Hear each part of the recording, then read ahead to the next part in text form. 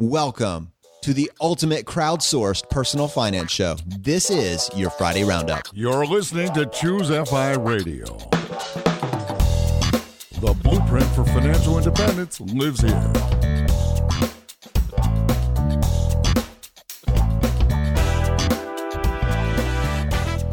If you're looking to unlock the secrets to financial independence and early retirement, you're in the right place. Stay tuned and join a community of like-minded people who are getting off the hamster wheel and taking control of their lives in the pursuit of financial independence. ChooseFI, your home for financial independence online.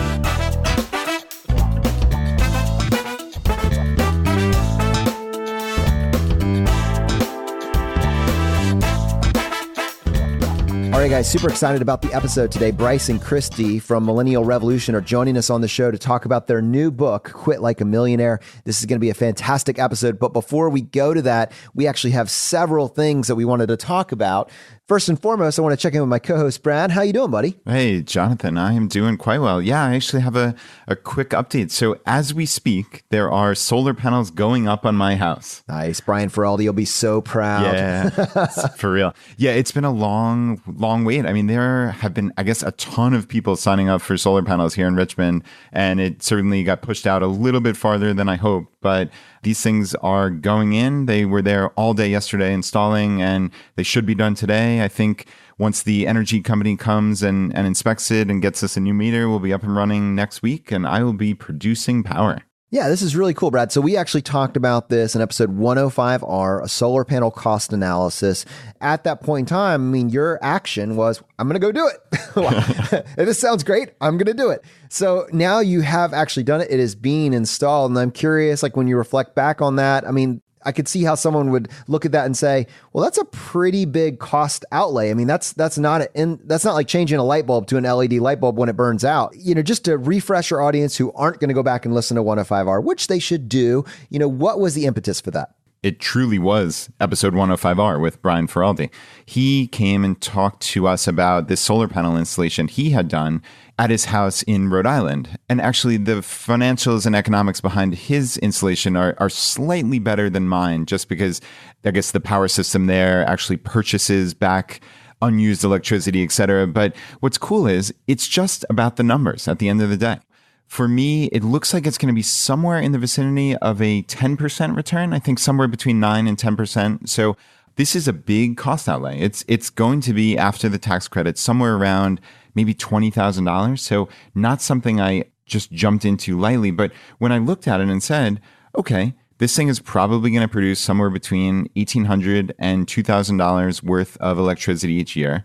And if you could guarantee me that type of return, I'm going to jump on it. I mean, I would do that for any other bill that I had in the house. I can't think of anything else at the moment where there's an option. But damned if I haven't been brainstorming to try to come up with things. But I think this is going to have really great results for my family. I think not only will it be that roughly 9 or 10% return, but I suspect our behavior is going to change with consumption of electricity. I've actually already noticed it since we've contracted for the solar panels and well before they were installed. Like, I've been turning off more lights. I've been thinking about the temperature in our house, just being much more cognizant of it. So I think the game will be, how can we get a $0 electric bill for the year? That is my stated goal. I don't know if it's going to be possible, honestly, but that's the goal. So we'll see. Wow, $0. What you described there was a behavior change. And that's interesting because if you go back just a week, I was talking about a stated goal of some behavior change on my part. And the tool that I was leveraging, a little bit less expensive than solar panels, was YNAB. You need a budget. I'd like to give you guys some updates around this adventure because really, I think some cool stuff is actually happening in my own life. And, you know, I think it runs around $6 or $7 a month, $84 for the year. And the impetus for doing that was, but if it changes your behavior and you spend less, far less as a result of implementing this tool, then it will be worth it, especially if on top of that, it gives you a sense of security and control over your money, which has been a desire that my wife has been expressing to me. Is there a way that I can get more involved on the day-to-day level of our budget? I've been using it for 1 week and already I'm noticing a few things. And to his credit, I'm going to quote Jesse Meekum, who's the founder of YNAB, just a couple times here. There's a couple terms that they use that I've already noticed being implemented. One is give every dollar a job, which I feel like is actually happening. And then 2, and this is one that I really appreciated, and it's going to be tied to this next segment, scarcity is clarity. Keep that in mind going into this next segment with Bryce and Kristy. Scarcity is clarity. The reason that I noticed that on my part is that we, as it happens, get paid on the 15th of each month. That's just kind of our set time to get paid. And when you plan your budget out for the month, in our case, you get to July 1st. Oh, great. A new budget starts, right? And so let me start forward projecting the money that we're going to spend over the course of July. But you haven't gotten paid yet, right? But you have credit cards. So you can just you could front load your spending on your credit cards. YNAB, and Jesse's in particular, encourages you to take advantage of that built-in scarcity and don't spend money you haven't got yet. So the goal of YNAB over time is to change your habits so you actually can now calculate the age of your money. So you're spending the money that you earned in past months. You're not spending the money that you're going to earn this month. And what that does by definition is it actually builds an additional buffer into your life. So long before you have a fully funded emergency fund, long before you have FU money, you have space, right? Because the money that you're going to be spending in the current month is money that you earned in prior months. Now, it seems like such a small thing, but I had kind of taken it for granted. And I think this is a good behavior shift. And I'm already noticing that as a result of that, whereas you might start a new month, then you say, okay, well, we'll lax up, we'll spend what we want. And then towards the end of the month, you can then you're tightening it back up again to get to the last day before you start over again. I find that I actually put something back on the shelf that I was like, you know what? I'll see you in 2 weeks. It was something like that. And those little things in aggregate can be very powerful. So yeah, that last thing you mentioned, that surprises me that there really is that behavior change. I know when we talked about it a week or two ago on the roundup, you said that you would hope that you would save potentially a couple $1,000s by using YNAB. And in all honesty, it didn't really make sense to me. But that's my frame on life. My behavior probably would not change, I suspect. But that's really cool to see that like within a week or two of using this, that you're actually changing buying habits. So I mean, quite literally, you are going to save hundreds, if not thousands of dollars, either by deferring or ultimately saying, I'm not going to make that purchase, right? It goes back to Liz from Frugal Woods with the 72-hour rule. I think, what was it, way back in episode 12, was it we had Liz on? Wow, good memory. Yeah. And I mean, she talked about this 72-hour rule where if you're thinking about making a purchase, just wait 3 days and see what happens. You might decide, I really do need that item, that's going to be important for me. I value that. Or you might decide, that was just an impulse buy and I just simply don't need it. I don't need to spend my precious resources, which ultimately comes down to your time because you used your precious time to earn that money. I don't need to waste those resources on this item that I just simply don't need. So yeah, Jonathan, that's super cool to see that in real life. And you're right, sticking with the theme of behavior change. I think if you were to think back at the episode that we did with Jim from Route to Retire, that there's an aspect that's actually reflected in his own path and his own journey to financial independence. Yeah, agreed. And I think while you're using YNAB, he was using Quicken. Remember that? I mean, this was amazing. He was a Y2K software engineer, and I think he was just testing this out for his own enjoyment in essence. And he found out, quote, how bad off he was. And he said it changed everything. And he wound up trusting them entirely. And I think we were kind of taken aback almost at just how much he changed his behavior just from using Quicken. He said, I love the ability to actually see when my payoff date was going to be. The psychological win in itself is to go, oh my gosh, I'm only 6 months away from being completely paid off. This is fantastic. And that was my big incentive to get that done. It's that gamification element. You can apply that to getting out of debt, and you can certainly apply that to getting to the point where working is optional. It's just a matter of degrees. One of the things that I would like to do, honestly, I was so inspired by Jim's story. It is a regular story. This is a regular family that achieved something remarkable through replicable steps, just making sure that you're saving more than you're spending for an extended period of time, living within your means. And I think it's easy to gloss by that and go straight to the crazy hardcore stuff. And while it's sometimes inspiring and it's aspirational, it's not necessary. In many cases, this is really just about realigning your spending around your values and finding the sweet spot that allows you to maintain a very strong savings rate over an extended period of time. I love to complicate things sometimes just for the adrenaline of it. But at the same time, I love the balance of making sure that you understand this is a simple process. At its heart, this is a very, very simple, doable path.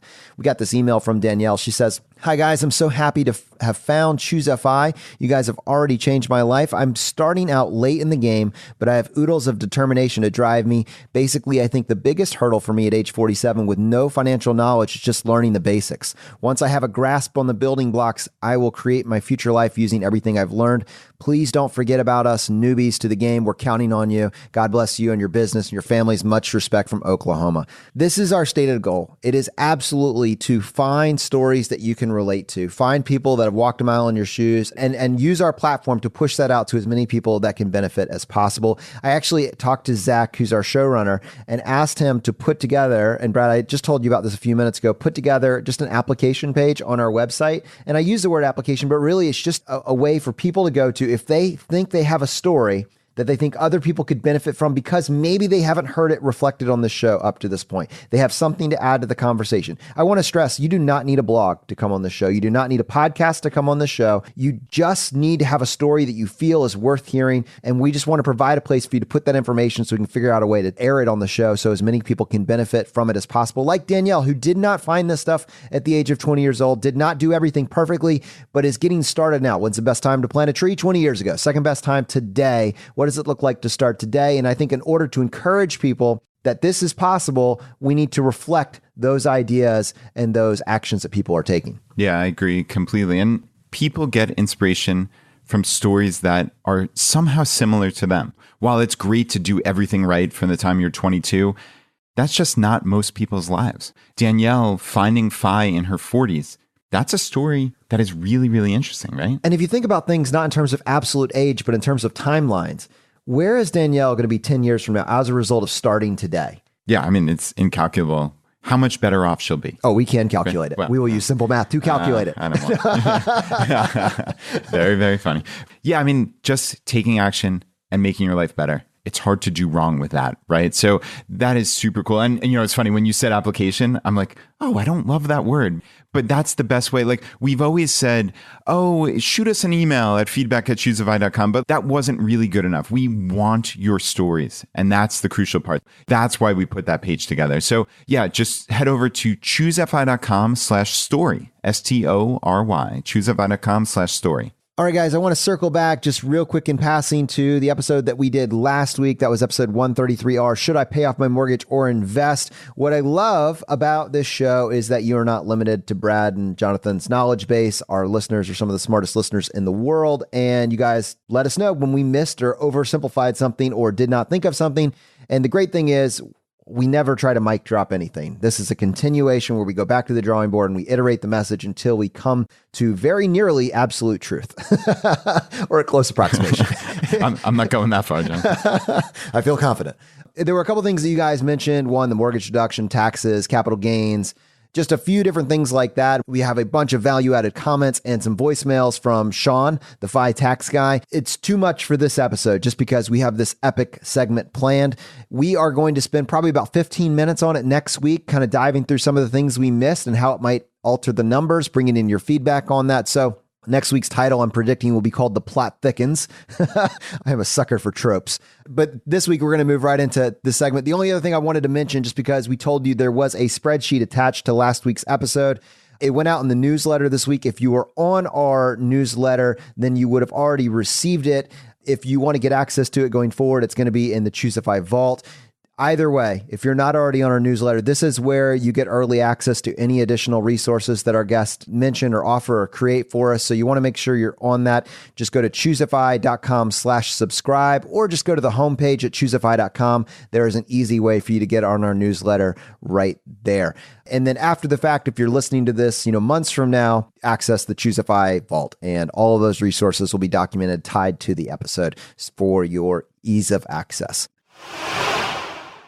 All right, guys, super excited about today's episode. We're going to be speaking with Kristy Shen and Bryce Leung with their new book, Quit Like a Millionaire. Brad and I read this independently, and together we came back to the table and said, wow, That was both an incredible story and so actionable. There's so much here that you can use both to inspire yourself and then to arm yourself with information when you really need to pull the trigger and you're executing a drawdown strategy. This is just an incredible book, and I am so excited to share both the book and their story with our community. And with that, Bryce and Kristy, welcome back to the show. Oh, thanks so much, guys. That means a lot coming from you guys. We really appreciate that. And we love coming back on ChooseFI. So, Kristy, I want to dive right into your book, and I want to talk, honestly, I just want to set the starting line. The beginning of your book basically begins with a story, and in this story, you are standing on the top of a medical waste heap. I didn't make that up. I'm curious. Tell us about this. So when I grew up in China, we didn't really have a lot of money, and my family at one point lived on. When you say you didn't really have a lot of money, what does that mean? Like, help our audience understand not having a lot of money. When I first came to the West, to Canada, I had never seen a toilet before, and I was amazed by hot showers. So the place that we lived in was basically like a farmhouse that the only source of heating was we had to burn coal to stay alive. I don't know if you guys have ever seen coal before. That's kind of like a question. I have seen coal. Okay, you have seen. Okay, so Jonathan has seen it. So I'm not sure I've seen burning coal. Okay. That's kind of like my privilege test. Like, have you seen coal before? Growing up in that circumstance, it was basically at one point, to give you less specific numbers, we lived on 44 US cents a day. And I think the definition of poverty, like world poverty, is that anyone living on less than $1 US a day.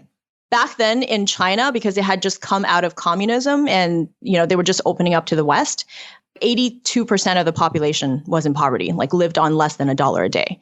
So that was my reality. And then when we actually immigrated to the West, I was just amazed by everything. Like I didn't know that you could actually take a hot shower, that you didn't have to like wash yourself with a bucket. And I didn't know how to use a toilet, because like the bathroom was basically just like a giant hole in the ground. So I would say my upbringing taught me a lot about perspective. Because when I first came to Canada, my dad was like a student in the university getting his PhD. We still had to like send money back home because we had a whole family to support.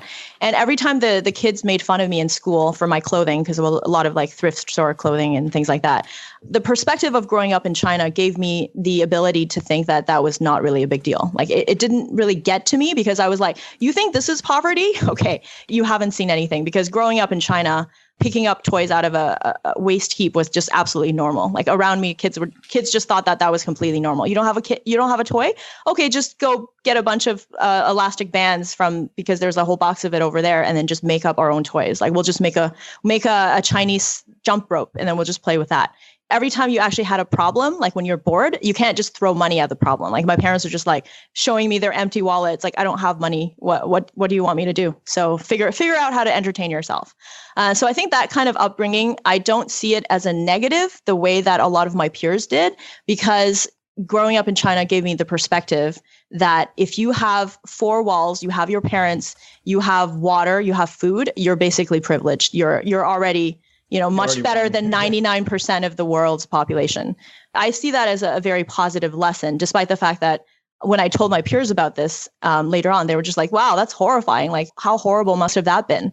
But I didn't actually tell them about my parents' background, which was even worse, in that they grew up during this class warfare type of system where anybody who was born a landlord, anybody whose parents worked for the opposition party, which was the Nationalist Party, was basically sent off to a labor camp for 10 years, like sent off to the countryside to do really backbreaking labor, given very little food. And that was their reality for 10 years.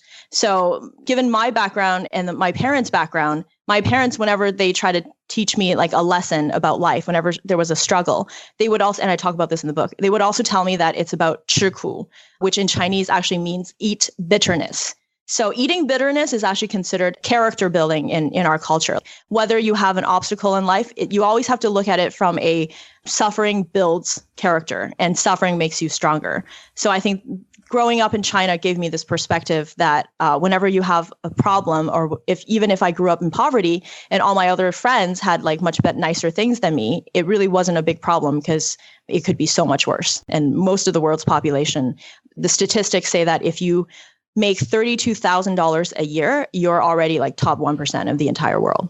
And actually, until we wrote the book, we didn't actually realize this, but her family history is that they were on kind of the wrong side of the revolution. And the reason why they were persecuted is because they were landlords. So if you owned real estate, you were literally targeted by the government for persecution and killed. And some of her family members were actually killed during that period. And I was like, that kind of explains your deep-rooted suspicion of real estate, doesn't it? Okay. For context, yeah, we had Bryce and Kristy on. It was episode 47. And in that episode, the title of it was The Cult of Home Ownership. And you guys have taken a very hard stance on that vehicle. And I was like, oh, gee, that's why we really, it's like, that's why. I never made that connection. Today's episode is a root cause analysis. Yes, it's literally in her blood. In my genes, yes.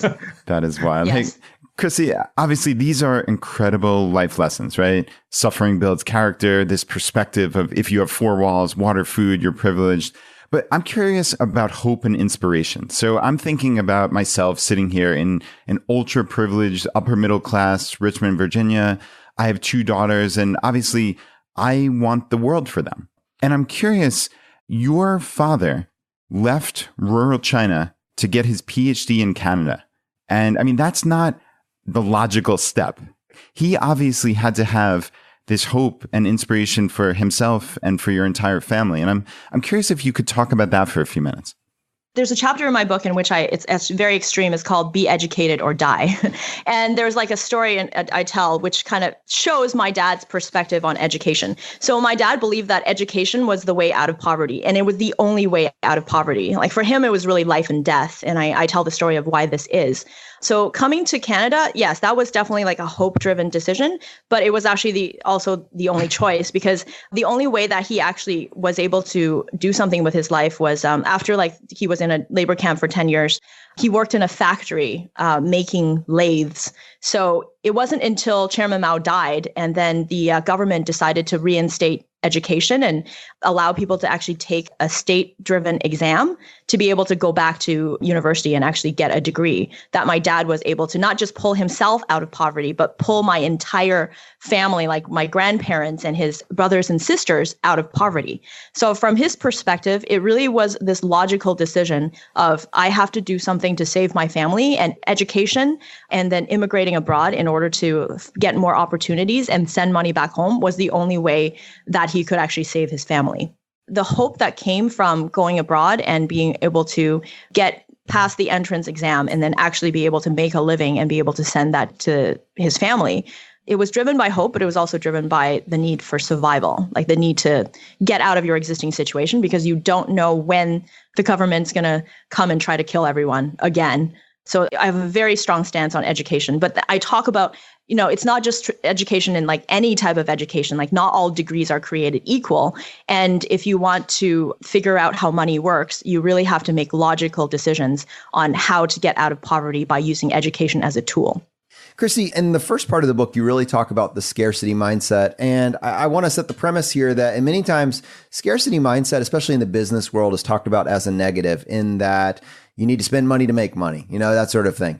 But I think one of the reasons we're having this conversation with you today, and we're talking about this book that you've written, is in large part due to this scarcity mindset. And it seems to me that like the scarcity mindset was born in you out of a necessity based on your upbringing. I'd love to hear you explore that a little bit further. Oh, absolutely. One of the things that used to confuse me a lot whenever I read business books was they would kind of say scarcity mindset is bad. You should have the abundance mindset. I mean, I agree with that from a business point of view. You need to do that. But from a background point of view, it's like, well, people who have the scarcity mindset don't want the scarcity mindset. They're like that because it's something outside of their control. Like maybe they were born into poverty and scarcity mindset was the only thing they knew in order to actually stay alive. So I feel like the scarcity mindset has been unfairly treated in that way. Like for me, I see it as a positive, because if it weren't for the scarcity mindset, I would never have valued money to the extent that I did. And I never would have become FI, because every time I had a problem, I would just think, yeah, just throw money at the problem. And there's always going to be more. Who cares, right? So I think there's definitely a benefit to the scarcity mindset. But as with everything, there's always two sides to the story. So we'll talk about the downsides of scarcity mindset in a bit. But for me, I attribute the scarcity mindset to getting me to where I am today, because it actually helped me develop a lot of characteristics and creativity that I would have never had. So some of the research that I did for the book was teaching you that sometimes scarcity breeds creativity. Like if you have constraints, you can be a lot more creative rather than like if you're writing a story and it's like just go in all different directions, write whatever you want, versus there are some constraints and some structure, you end up making a better product because of creativity. And as a child, because we couldn't actually afford cable because we were sending money back home, I had to amuse myself by going to the library, which was completely free. And as a result of reading all those books, I ended up developing my love of writing and getting to push myself to learn English and being able to excel in a subject that I was really bad at because I actually didn't waste a lot of time watching TV because I didn't actually have the money to buy video games or watch a lot of TV on cable. Yeah, among the two of us, because of the background that she came from, scarcity mindset definitely made her the one that was watching the budget. Her mind is like a steel trap when it comes to prices. She still remembers like when we were putting the blog together, and then I was like trying to figure out, hey, do you remember how much we spent on this flight to London like 7 years ago? And then she just remembers immediately it was down $800. to yeah. She just remembers every price that she's ever seen to because money was so important to her that it was a matter of survival. Like I still don't know how much a pound of grapes is supposed to be. She does all the shopping. Ooh. She does all the budgeting. I don't. Oh, God. Okay, we're going to stop playing this game. The price is wrong, Bob. Bryce, have you been a moderating factor on Kristy at all? I know what's funny is Jonathan has actually been a moderating factor on me in my life. but I'm curious, like, how has your relationship worked in that regard? Like, have you each gotten influence from each other with this scarcity and openness, or, talk me through that? Sort of. I mean, like, I don't try to moderate that part of her because it is such a big part of our personality. And it is kind of useful that she's able to like get a bag of groceries and she somehow spent like $6. But what the scarcity mindset has a real problem with is when it comes time to actually investing stuff. Like when you want to put money in the stock market, it goes up, it goes down. It's incredibly volatile. You know what? You could put money into it and immediately it'll fall. And that does happen. So from her perspective, the scarcity mindset that causes her to be extremely vigilant about prices also causes her to be extremely pessimistic when it comes to investing. So that's kind of where I take over because I didn't have that growing up. And I can understand that temporary volatility will result in higher growth later. So I was able to take my background and then kind of add it to hers. And that's how we created this whole FI journey. Our savings, I mean, like before I've said before that after, saving up for a house, we had like $500,000 when we were still trying to look for a house. And that was after about 6 years of working. The reason why that happened is because she's insanely good at budgeting. But we were trying to buy a house because that's kind of what everyone else does. But it was me that kind of came into it and said, why don't we try to invest it? Why don't we turn this passive income stream? Maybe we can retire. Maybe we can do that kind of stuff. And she just looked at me like I was crazy.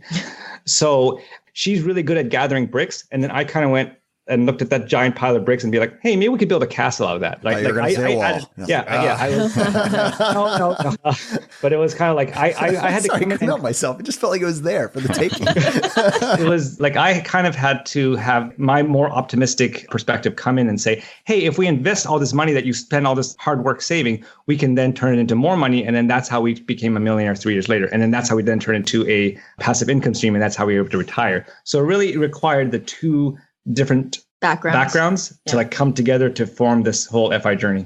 I want to talk a little bit more about the scarcity mindset and how it related, Kristy, to your decision with profession. You and Bryce ended up in a similar profession. But I mean, you use the words, it made me more creative. But in this book, you also said it made me more resilient. It made me more adaptable. It gave me perseverance. There's all these really strong character qualities that you would attribute to that scarcity mindset.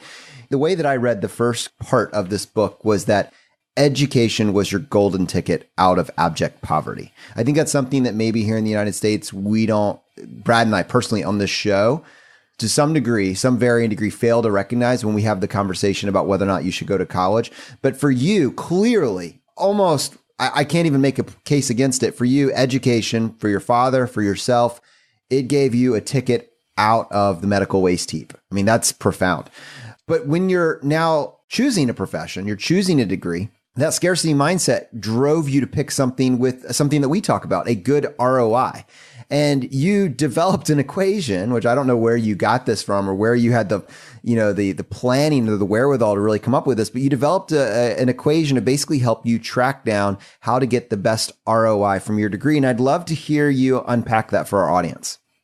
Sure. Okay. This is something we like to call the POT score, which is pay over tuition. So when I was evaluating degrees, I had two main degrees in mind, which was writing, which is what I love to do, and then computer engineering, which is something that I did some research on, and I knew that you could make a lot of money, and also was something that had a lot of jobs. So it was like very fertile in that ground.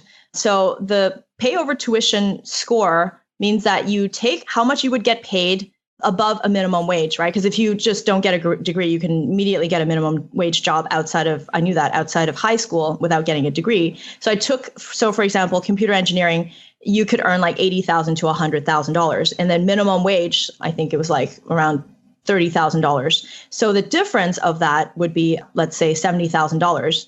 And then you would divide that by how much it costs to actually earn the degree, which like computer engineering was around like $50,000. Why I made that decision was because I didn't want to just get a degree for the sake of getting a degree, because I had seen other people and researched about other people who have put hundreds of $1,000s into getting a tuition. Like I was also looking to go to the States at the time. So then getting yourself into a lot of debt just to go to an Ivy League college, to be able to say, I went to Harvard, but you spend $100,000 and then maybe you got a degree that was maybe not that lucrative in terms of earning a salary. And then at the end of it, you still earn maybe just $10,000 over minimum wage. Does that actually make sense? So I looked at that and I calculated the indexes for the different degrees, like accounting, for example, engineering, software engineering, writing. And then I tried to figure out what is the best return on investment? What gives me the best POT score, so that every single moment I spend getting this degree and every penny I put into it will be returned to me tenfold, and I'll actually be able to find a job afterwards, because I knew that my dad was still sending money back home at the time, and I could not be able to rely on him in case it didn't work out. And he actually did tell me and sit me down and say, like, honey, I know you love to be a writer. That's always been your dream. But dreams are just for rich people. Like he said, that dreams are for privileged people. The rest of us, we have to use education to be able to pull ourselves up. You're going to have to pick a degree that you can use to support yourself, because if it doesn't work out, I will not support you. So that Kristy, let me just hop in there and just ask you, from your perspective now, was your dad right?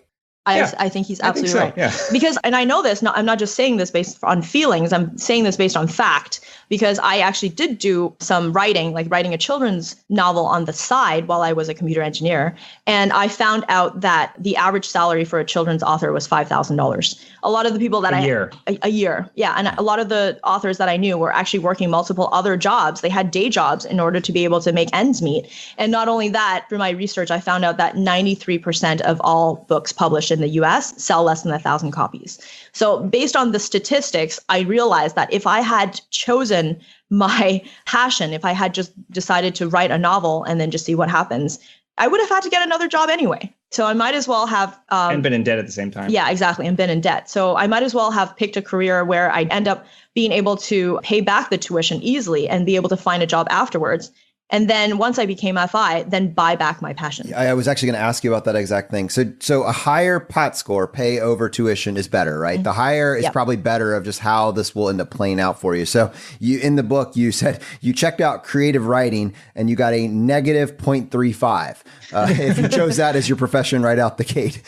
Well, that's moving in the wrong direction. You checked out accounting, 1.33, computer engineering, 2.16. You checked out plumbing, 5.14. That was the interesting thing. Well, she didn't evaluate plumbing way back then when she was growing up. But when we took what she did back then and kind of expanded the idea in the book, we were like, let's try to apply this to a whole bunch of different professions. Writing didn't turn out that great, and we were kind of expecting that. What was surprising is that doctor didn't turn out that great either. Like a medical doctor, they had to stay in school for so long and pay so much money and then going into massive amounts of debt that using this method, I was kind of looking at being a doctor and being like, this doesn't really look that great. Yeah, you're making $300,000 a year starting off or whatever, but you had like, they were making but like the time, the opportunity cost, the time cost, starting in your 30s, Exactly. paying back the student loans with the interest, 0.78 in the score, and lawyer 1.09. These are fascinating numbers to be able to take degrees that have radically different paths and times of commitment and figure out a way to start comparing apples to apples. The reason I wanted to bring all that up is because when you kind of ran through this calculation as you were picking your profession, one of the conclusions you came to, or maybe it's a look back, is that follow your passion. According to your dad, not such a great advice. We can't afford that. You have people that are relying on you. And also passions change. And so I'm curious now with, someone that is in the fortunate place of having the information that's in your book, that's just starting to think about a career, that's starting to balance that out with a dream of doing something really cool. Where's the balancing act? What's the sweet spot for really putting all this together into a framework? I think especially people when they haven't gone through like their life journey, the idea that we would have the exact same passion for the rest of our lives is kind of ludicrous. Like you actually end up having a lot of passions in your life, right? And some of them may not pay better than others. So now that I've discovered financial independence, one thing that I think other people can take away, especially your listeners, is that you don't absolutely have to be fully FI in order to, like, if your passions change, do something else. You might be able to become partially FI and then change careers, maybe go from something that pays you less but you're more passionate about, or your passions have changed. You've done that career for 10 years. Maybe it's time for a change. And you don't actually feel like you're leaping off the cliff into the unknown because your portfolio is covering all or partially a lot of your costs so that you can actually afford to take those risks. So now that I've gone through all that, I'm looking back from the other side. I'm very thankful that I didn't just throw caution to the wind and pick whatever career it is, follow my passion, only to find out that not only does it not pay well, but later on I end up not being passionate about that thing, or my passions change later on. So I think the takeaway is have some money to allow you to become partially FI, and then experiment with your life. You might have multiple passions down the road, and because you have that cushion of passive income, you can maybe try out different passions every 5 years. I think that would be a very rewarding life, because then that would give you the ability to see exactly what it is that you want to do rather than guess. It's not about like, don't follow your passions ever. Some people, their passions just happen to be really high paying careers. My passion was computers. It literally was. So of course, following my passion was the right thing to do. But maybe you're one of those weird kids that, like, when they were 6 years old and they asked, what do you want to be when you grow up? And they said, systems analyst, systems analyst, systems analyst. And it's like, okay, well, go for it. Yeah. Go for it, dude. But if you want to be in a career that really doesn't pay very well, like a writer, then maybe go ahead and do it, but maybe don't rely on that to live. And the problem, I think the big struggle that people have when they're trying to make their career is they're trying to decide what they want to do for the rest of their life. Yeah. And the thing is, there's no one thing that you have to do for the rest of your life. Your decision about what you study does not determine what you do for the next until you die. And there is eventually a transition point when you stop having to worry about money and you start making decisions about what you want to do with your life that is not based on money and is based on your passion. That point is called financial independence. I don't know. I think you guys may have heard of it. I'm a fan. I know some. How do you feel about it? I'm a fan. Fire. Something about fire. It's spreading. Yeah, you know how it is. These two guys I know say stuff like that. Pour on the gasoline. Kristy, I'm curious, kind of going back to the start. It sounds like obviously you grew up with these lessons, and I think there's a story in here that I want you to talk about this can of Coke and what an impact that had on your life. But what struck me is that this was not just a straight linear path of you knowing the price of everything and not spending. There was a time where you were a purse junkie, like a coach purse junkie. It was very embarrassing. Right. Yeah. Like, I can imagine now, but talk me through like how you go through this mental journey and how you wound up back on the other side of it. So there's something that happens to immigrants, what I like to call the immigrant rebound effect, which is you go to the West, you lived in poverty, you pull yourself out of poverty with education and you're earning a paycheck and you start thinking, I can afford all the things, so I must buy all the things. And then you look around at all your coworkers and they all have their Coach purses and their Louis Vuittons. And then you start thinking that this is a status thing. Like I want to be able to prove that I've made it into the middle class. So I got into that kind of competition with purses, and that I started buying a lot of Coach purses. And not only that, when you go to a Coach factory, I don't know if you guys know this, but other women we've never been to a Coach factory. My friends would probably know this. Privilege where, test. yeah, exactly. If you go to a Coach factory, there's these coupons that you get 30% off right away. So as soon as you walk into the store, you're like, I can't afford not to buy these purses because they're generally like, I'm saving 70% right off the bat and I'm in the States. I might as well buy a bunch of them. And so like Bryce was getting pretty annoyed because I had like purses all up my, like just both arms completely covered with purses. And I was like, grab those purses over there. And it was just making him run around, grab more purses. There was like a year where it was fashionable to have 2 or 3 on each arm at any given time. That was winning for you. Yeah, that was totally winning. So at that point, I started spending more and more money on purses, and not only just money, but a lot of time. Like I was watching these videos.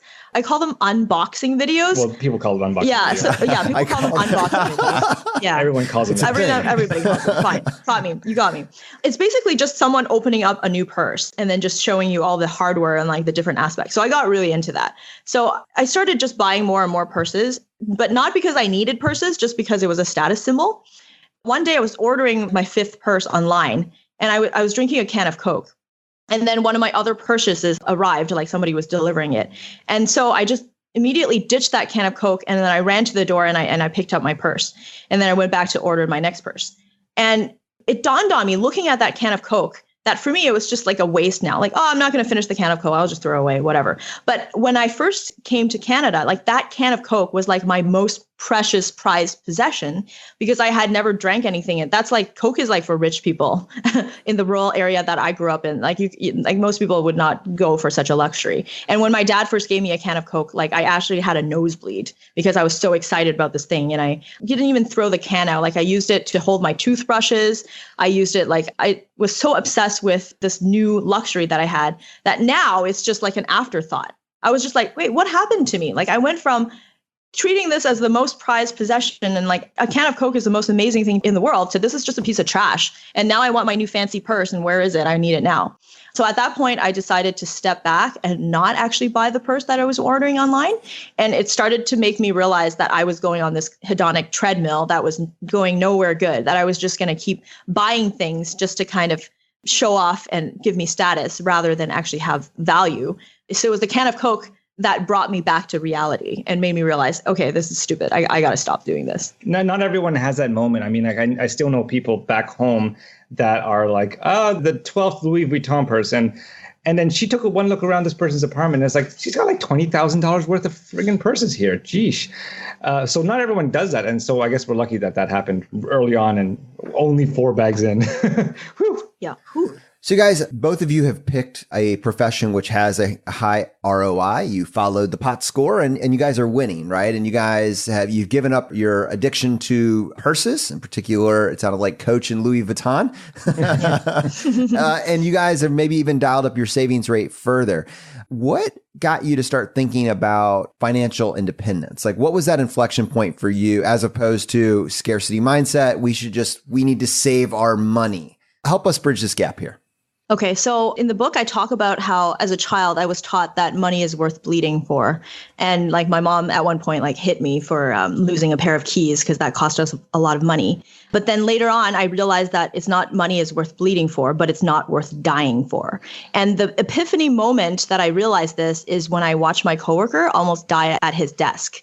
He was working 14 to 16-hour days for 3 years straight. One day, he actually just collapsed at work and had to be rushed off to the hospital. And later on, we found out the emergency doctor said that if he had been rushed there just half an hour later, he would have died. And this was from just, having to pay the mortgage, struggling with living that normal life of like trying to reach 65 for a pension and buying an expensive house and putting everything towards the mortgage. So at this point, I realized, hey, I escaped poverty and growing up in rural China, and I escaped the communists, which actually ended up killing members of my family, only to come to the West to die from and work at my desk. Like, what would be the point of all that? How did you die? From work ethic. What a noble pursuit. Yeah, exactly. Yeah, right. Exactly. It really puts a new spin on the word deadline. Like he really just was dying from deadlines. And it made me realize that it's not worth it. It really isn't worth it. Like if I figure out money, I don't have to do this. And if I don't figure out money, I won't be able to make it until I'm 65. Like forget the pension. What if you just run out of life? You're not even going to be able to make it to the pension. So that was my epiphany moment of what can we do to buy our freedom rather than work towards something that everyone else wants to work towards, get in debt, work crazy hours, and die at your desk. So that's kind of when I came in and started saying, hey, our down payment fund here has grown to $500,000. That's a lot of money. Maybe we should look into investing. Maybe we should look into all these kinds of things. That's when I kind of went down the rabbit hole of Mr. Money Mustache, J.L. Collins' blog, Matt Fientis, and these kinds of people that were actually doing this and were teaching people how to invest and using index funds and Vanguard and all this kind of stuff. And then that was when I kind of dialed up the math and learned the 4% rule and kind of said, okay, we're spending $40,000 a year. If we could either take this $500,000 and buy this house and then pay it off over the next 25 years, or according to this math, and I generated a little spreadsheet and this kind of stuff, is we could leave our jobs in 3 years. And then she kind of went, what? I was like, no way. What sorcery is no this? Way. But then she looked at the math and she's just kind of like, yeah, that seems to work. It was really just our continued savings rate at that same rate plus investing it at like 6%. And then that hit $1 million in 3 years. And she's like, that does work. So we ended up doing that. And then that's kind of how we ended up here. And you guys truly have broken free at this point. I love keeping up with you and finding out where you are in the world. Where are you guys now? Where have you been the last couple of months? What does the next year look like? Tell me about your travels. I'm just so curious and envious. Yeah, right now we're in the UK right now. We just finished doing a Shiitake with J.L. Collins, Matt Fientis, Carl from Mr. 1500, and Jillian from Montana Money. And just 2 weeks ago, we were in Norway. And then before that, we were in Thailand. And then before that, we were in Taipei. We were visiting Jeremy from Go Curry Cracker. And then after this, we're going to be flying back to Toronto for a little while, then going down to New York to do some book promotion stuff. And then after that, Portugal, where the next talk was going to be. And then God knows where else. Like we're literally just switching countries every month and just making stuff up as we go.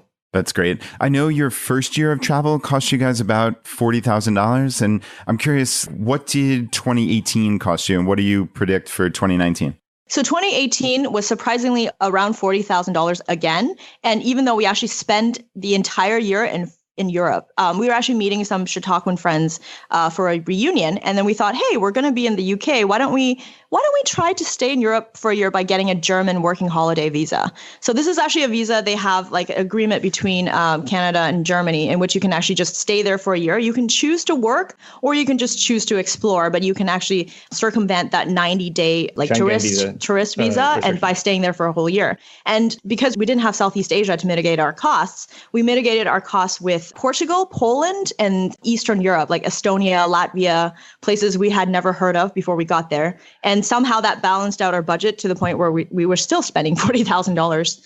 I think we just kind of get a hang of where to go and where the best quality of life is. Always know the price of grapes. Exactly. Exactly. The weird thing is, like the first year of retirement, we spent $40,000. The next year of retirement is $40,000. This year, we're going to be hitting $40,000. Just inflation just doesn't seem to affect you when you travel.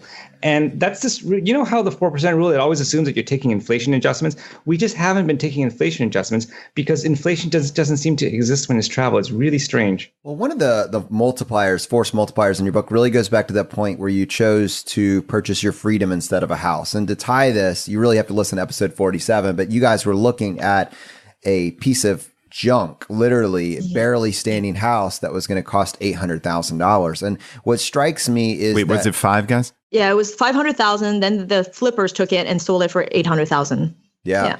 What strikes me is if you had purchased a $500,000 house, between your mortgage payment, the interest that's attached to that, the property taxes that get attached to that, that's going to soak up your first $40K a year, basically. I mean, you're going to create a baseline of expenses of around $40,000, and you're still going to need to work to pay for everything else.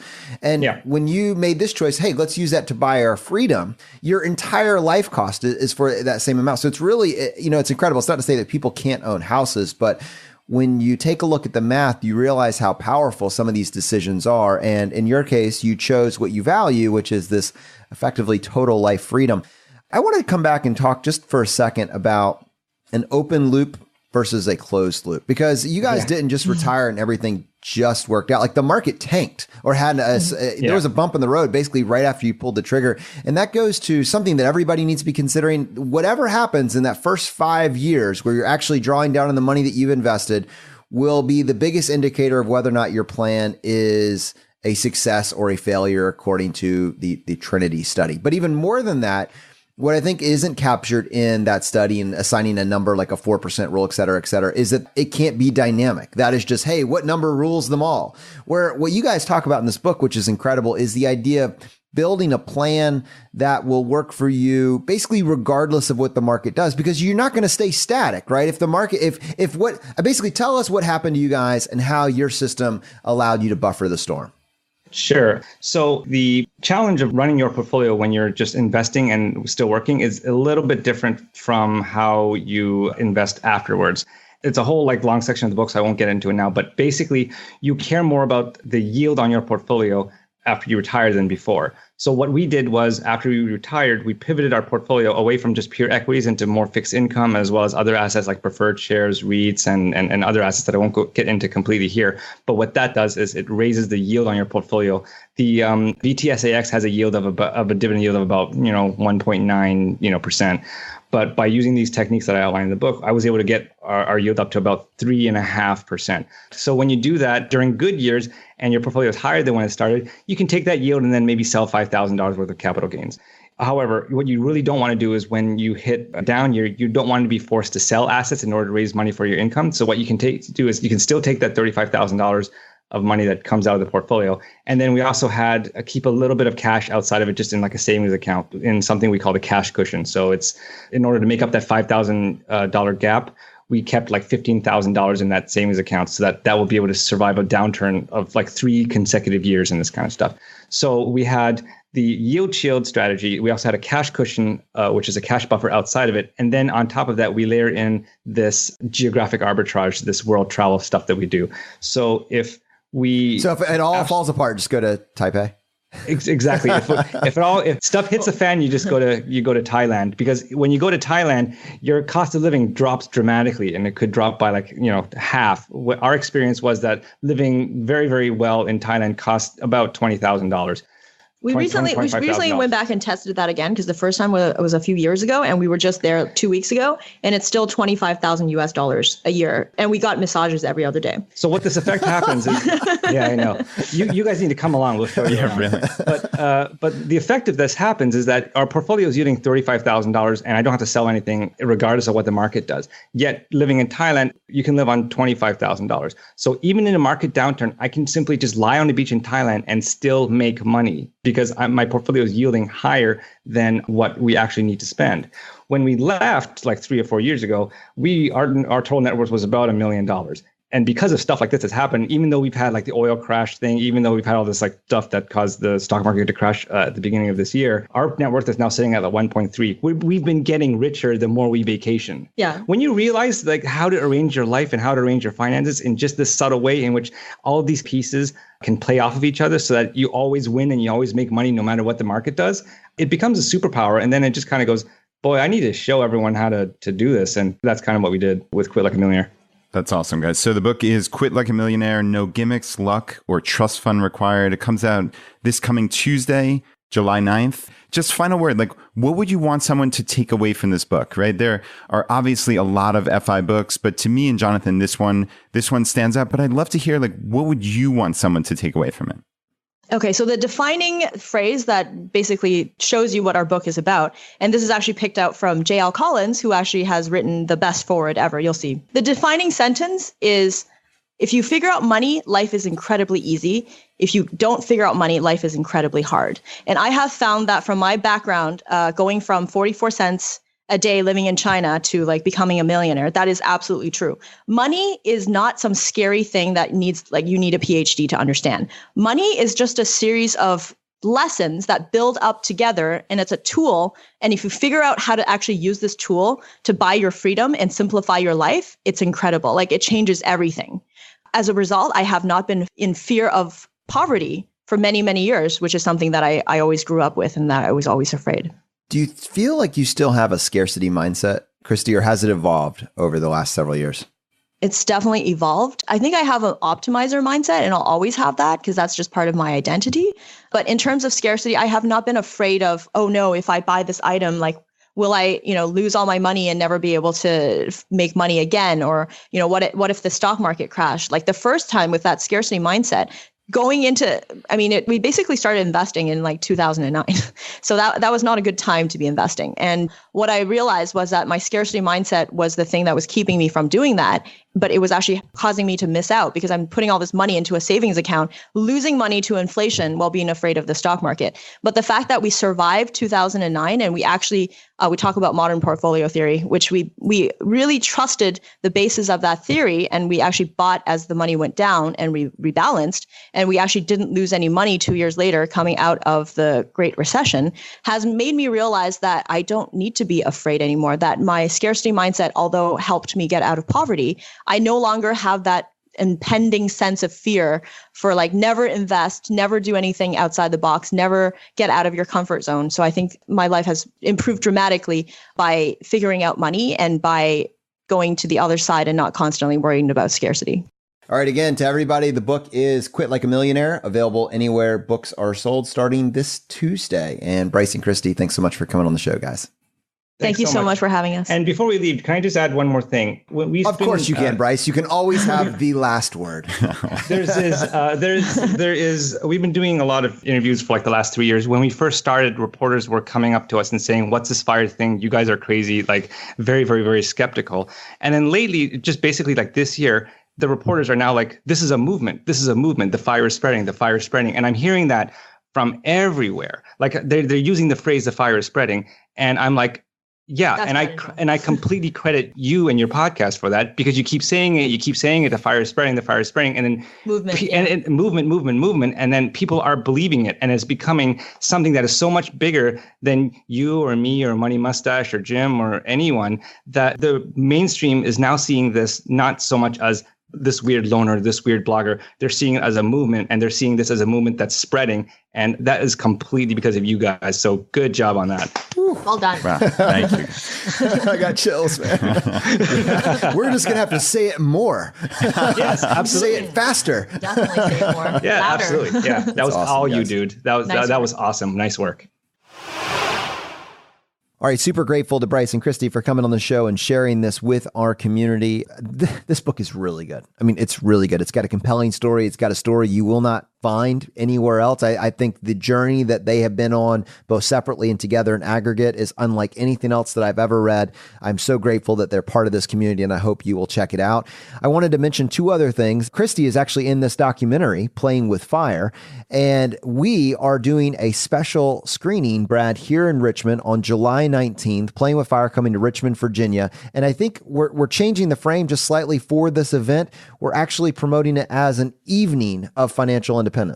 Yeah, I mean, this should be a wonderful evening. We rented out the famous Bird Theater here in Richmond and can fit up to 600 people. So, I mean, this could be the biggest FI gathering of all time. And not only from people within the FI community, but we anticipate that it's going to be hundreds of people that are new to this message. And yeah, to your point about the evening of FI, it's going to be an intro presentation by the two of us, then a screening of the movie, and we expect cast and crew to be there. And yeah, I mean, it should be an amazing time. Super excited that Scott and Taylor are finally going to get a chance to come to Richmond, Virginia.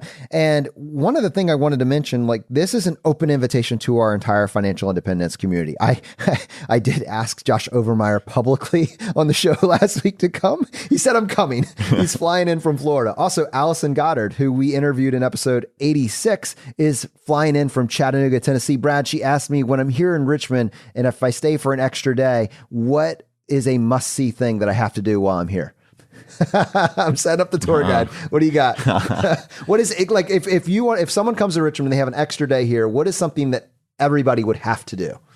Yeah, I mean, I would probably spend some time down at the James River. We have this amazing James River Park system. There's this island called Belle Isle that's just in the middle of the James. And you take this like amazing suspended bridge that's underneath a highway, like out to the island. It's super cool. It's really just nice to explore. There's some rocks you can hang out on and just have a picnic, get some sun, and maybe even wade into the water a little bit. So, I mean, that's probably my number one thing. What about you? Yeah, I mean, I was coming up with like different breweries and things, but I think if you're going to travel here, I mean, you can get breweries in a lot of different places, and they're very cool breweries, but yeah, the James River and Belle Isle in particular would be awesome. So, all right, Allison, I told you I was going to get you my feedback. I didn't tell you that I was going to ask Brad publicly on the show.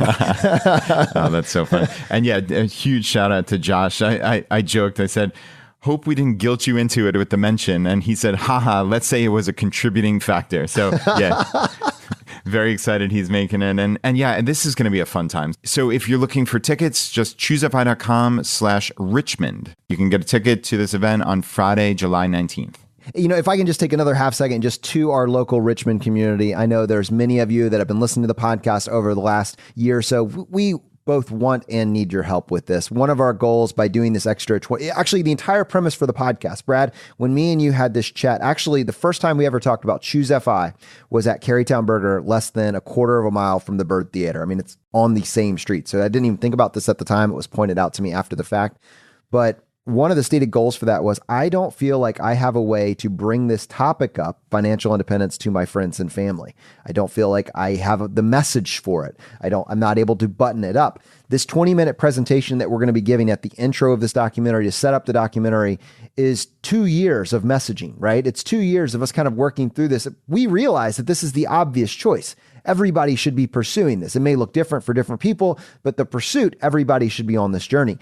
2 years later, this presentation is really our kind of highlight reel and how, in a vacuum, I would introduce this concept to someone that hasn't heard of it before. And part of that is we want people that haven't heard of this before to be there. So we're asking you, please, if you're coming, consider bringing a interested or maybe party that doesn't realize they're interested. Invite your friends, your family. If you are a business owner, invite your coworkers, invite your employees. Let's see if there's a way that we can start this dialogue. I think that this is beneficial for the community. It's beneficial for Richmond. You may find at a micro level, it's beneficial for your network to be able to foster these types of dialogues. Join us, help us make this event awesome. We need and want your help with this. And again, for tickets, ChooseFI.com/Richmond. If for some reason you're hearing this and your idea of bringing my community is like 5, 10 or more people, please send us an email to feedback@ChooseFI.com letting us know. We can help you out with some volume pricing on that as well. All right, my friends. Well, unfortunately, that's going to bring this episode to a close. Again, for the next several weeks, there are screenings happening all over the country. Selfishly, we are taking a little bit of additional time talking about Richmond, but there are so many fantastic screenings happening all around the country, and we want to make sure that we are advertising those. If for some reason you are waiting on me to tell you that these screenings are happening, then just stay tuned. At the end of the episode, I will mention all the screenings whose deadlines or ticket thresholds you're about to hit within the next week or two. You don't really need to wait for that, though. You can just go to ChooseFI.com/Tug. That's TUGG. And you can find a screening in your area. But if you prefer to hear it from me, I will mention the screenings coming up within the next 2 weeks at the end of the episode.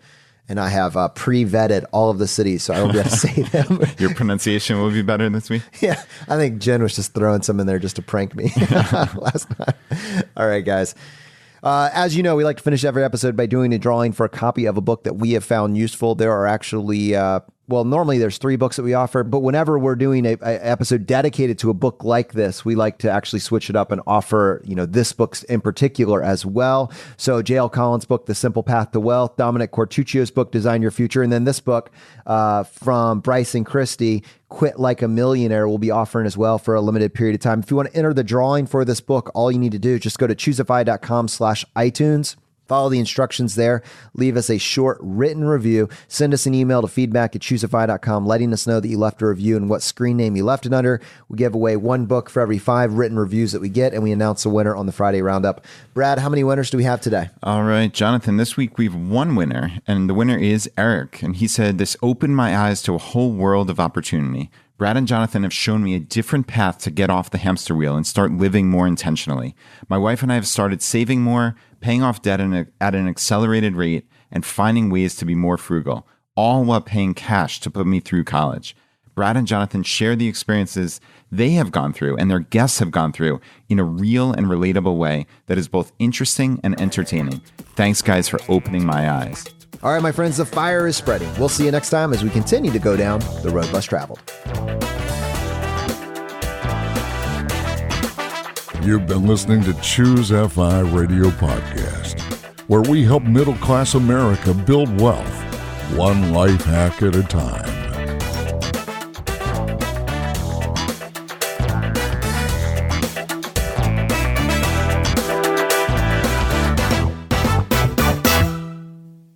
All right, guys, thanks for hanging out for this. As a reminder, this is not every screening that is happening. This is just the screenings that have their ticket threshold coming up in the relatively near future that need some help with the promotion. We're just trying to do our best, whatever we can, to support these, to make sure you know about it. We realize not everybody's on Facebook. Not everybody gets their information from Facebook. And so wherever possible, we want to lean in and help where we can. All right, so July 8th, Santa Cruz, California, Bozeman, Montana, Foxborough, Massachusetts. On July 9th, Poughkeepsie, New York. On July 10th, Oklahoma City, Oklahoma, Rockford, Illinois. On July 15th, Minneapolis, Minnesota, Farmington, New Mexico, and Boston, Massachusetts. On the 16th, Medford, Oregon. On July 17th, Reno, Nevada, Littleton, Colorado, Roswell, Georgia, Pearl, Mississippi, Mountain View, California, and on the 18th, Gaithersburg, Maryland. Go to ChooseFI.com/tug. That's TUGG to find a screening near you. And if there isn't one, you can ask to start one, which would be fantastic. We will support you however we can. All right, guys, we'll see you next time.